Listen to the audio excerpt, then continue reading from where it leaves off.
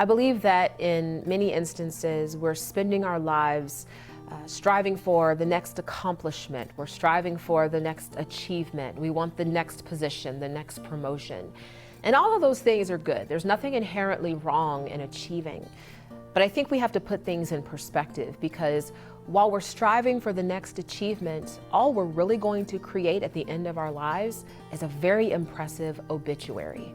People are going to read it and they're going to say, wow, this person did amazing things for themselves. I think that we have to have a different mindset, especially as Christians. We shouldn't have an obituary mindset, we should have a legacy mindset. And what that means is we always remember that what we do for Christ will last. And what that means is we have to seek out other people. We have to invest in other people. We have to constantly mentor other people and build support networks for other people, because a legacy is what outlives us, because we created in other people the opportunity to live a better life. It's so important that as Christians we seek out one another in the workplace. I think sometimes we can think that we're the only ones there. Like, there's no other believers here because nobody's talking about Jesus, nobody's carrying their Bible, nobody's praying publicly. But the reality is there are believers everywhere. We just have to seek one another out. The easiest way to do that very well could be just saying, hey, I'm going to be praying at 12:30 today. If anybody wants to join me, please do.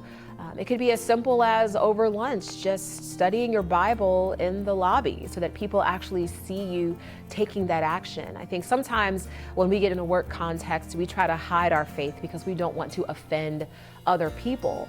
But the way that you can make your faith known is just by living it out, by inviting other people to tell you how they can, how you can be praying for them. And I think those are the types of ways that we let people know it's safe to be a Christian that's open and excited about our faith in Jesus Christ. But seek each other out.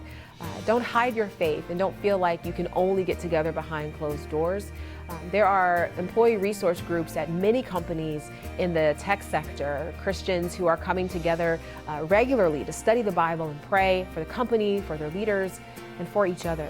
And that's how we build the types of communities in our workplace where Christians can actually experience the power of God. We have been called to build each other up. We have been called to encourage each other. And I think the way that we do that is first by just recognizing one another. We have to take notice of each other. There is nothing that communicates value to another person like just saying, I see you, I see what you're doing, and I see how hard you're working.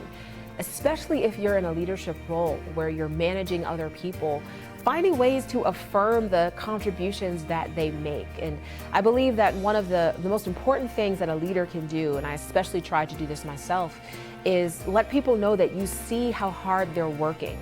People aren't going to do things perfectly, because here's the reality: we define perfect based on what we would do. But that doesn't mean that that's perfect.